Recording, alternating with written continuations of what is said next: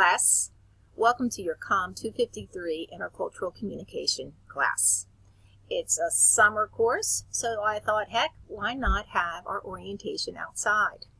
Welcome to class. I'm Lisa Hill, and I'll be your professor for the next 8 weeks.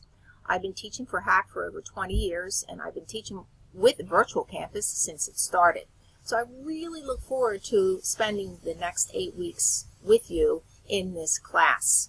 The cool thing about summer classes is that, 8 weeks, it's concentrated. Well, that's a good thing.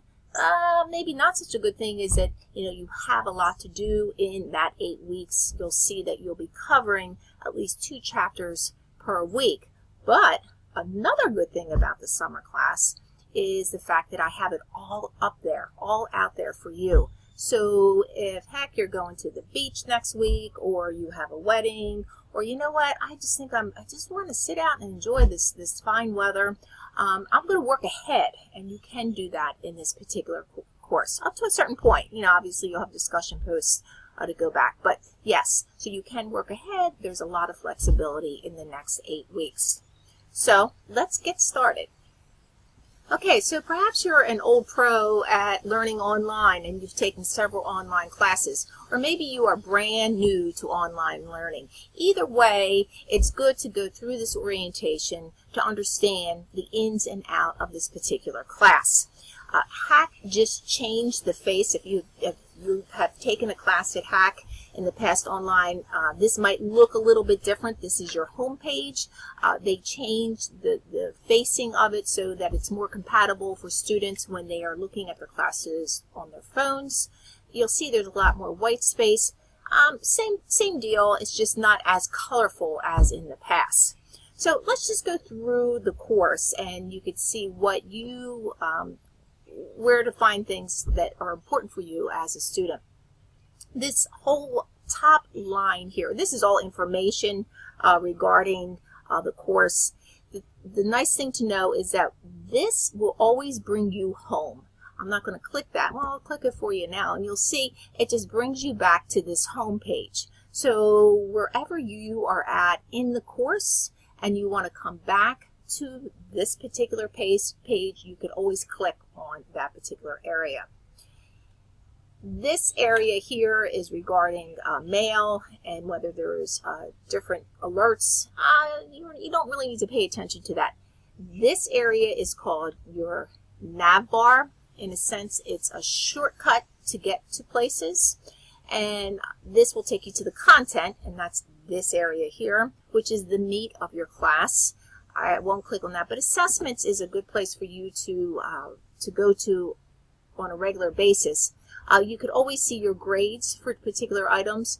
If you have a paper or a journal that's due, this is the drop box. If there's any quizzes, and there are quizzes in this course, here's a quick way to get to the quiz. However, I have all the quizzes and all the assignments in the content of the course. This is just a quick way to get to it if you need to look at a quiz. And then here's rubrics for particular items. Communication, you can look at the class list, you can email. If you want to go back, you'll see you'll have discussion posts, and I ask you to reply to your classmates. This is a communication class. Let's say you write up your discussion posts, and I ask you to reply to 3 people, and there's only 2 people on. Well, then, in a couple days you want to go back to reply. You can quickly get to the discussion through this nav bar here. Resources, and you can click in this area. One area that might be important for you is your system check to make sure everything's copacetic for the class. Calendar, do not use the calendar. You can reference it, but I want and I encourage students to always use the content browser, because you will see things build upon each other and there's important information in the content. The calendar is just scratching the surface regarding information. And then lastly, this lid guide, and what this is, and we'll see if this connects because I just asked our librarians. It will come up to a new page for you. Let's see here. But this is what you will be using for your major research paper for this class. You'll see that's coming up in a few weeks, and that is something that it's worth 150 points, which is a major part of this class. This gives you all the good information that you need, how to cite an MLA, how to find your research.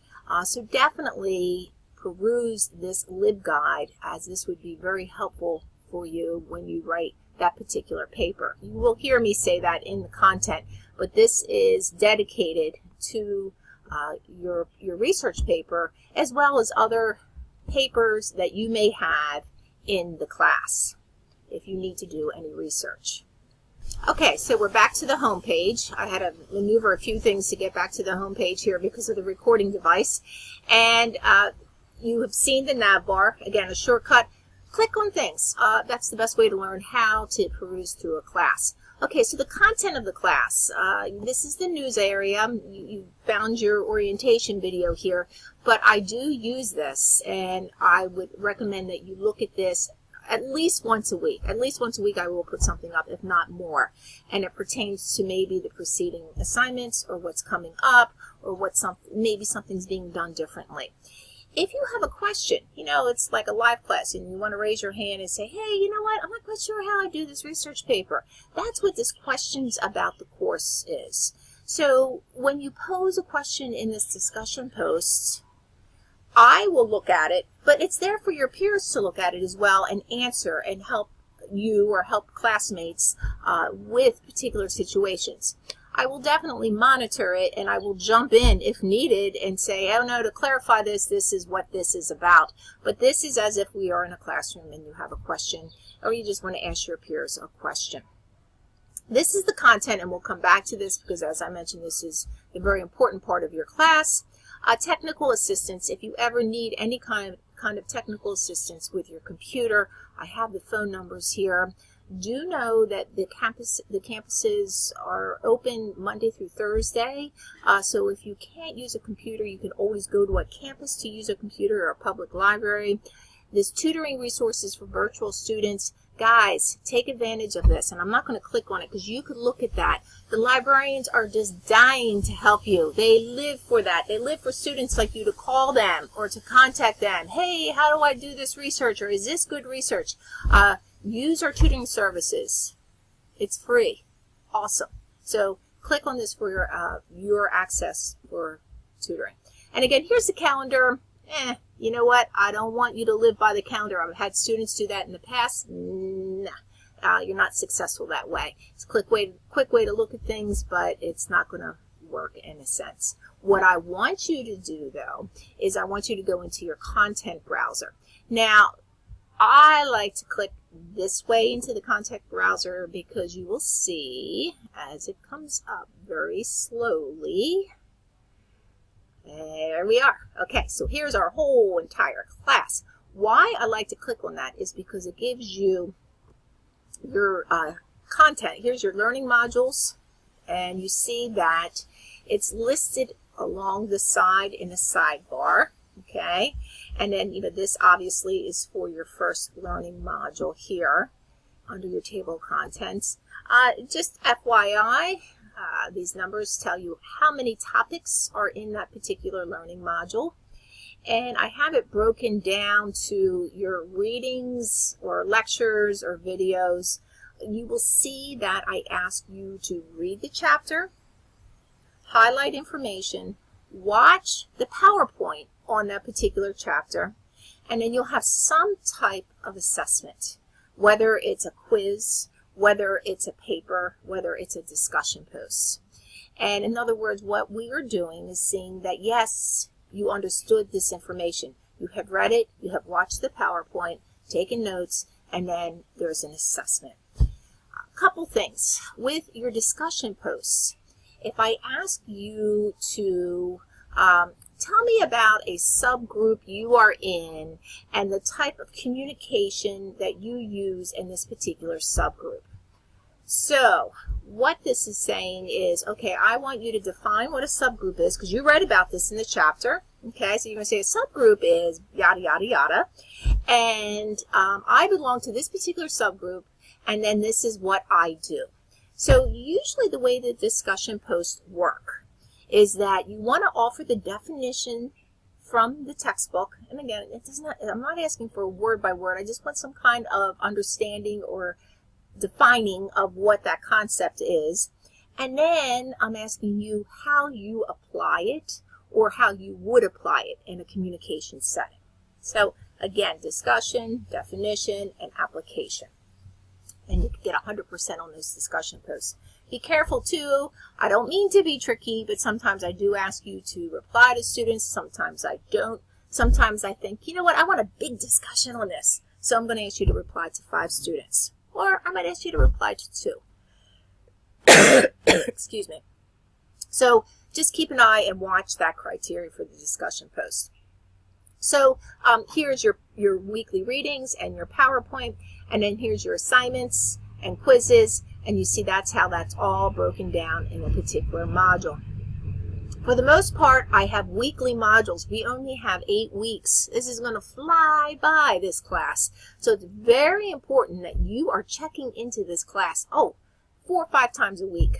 You need to be checking in. 8 weeks and you're done, and you have your 3 credits, and you've learned so much about intercultural communication. But it's real important that you stay on top of this, and this is a priority for you in your life during the summer. So yeah, you see the weekly readings, and then you see the assignments and quiz, or whatever the assessment will be. This is pretty much how all the modules go. I do have an extension over the 4th of July week. I extended it to Monday instead of Sunday. So yeah, so your due date, again, is Sunday by midnight is when your assignments are due. If you are a procrastinator, it's Saturday by midnight. And I say this in jest because, heck, you don't want to be doing your work the last 2 hours. The internet could be down. You cannot get on D2L. Whatever it may be. I do not accept late work. I am not flexible that way unless it is an extreme emergency or there was a real situation why you could not have gotten that assignment in by Sunday by midnight. And the reason why I do this is, first of all, this is online learning. Second of all, you have all the time. You have all week to time manage and get your assignments done.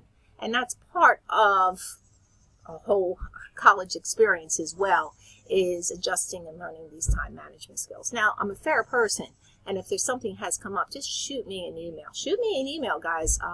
I will be checking my email at least, a few times a day, and I'll get back to you within 48 hours, but I usually get back to you within that day. Now, the weekends might be a little bit 48 hours, but definitely I am very quick in responding to you. Be sure that you go over the syllabus. I sent you the syllabus through an email, but also you will see it here in your first learning module as well. Sometimes students print that out so that you can exactly see what's happening. Now, your syllabus and the course calendar just scratches the surface, but this is the course right here. So just a couple heads up things. So you have papers due. I mentioned that large research paper on a cultural metaphor, and you will learn what a cultural metaphor is. That is due, and let's see when that is due, and I can't think off the top of my head. Here it is, Sunday, July 23rd. So keep that in mind.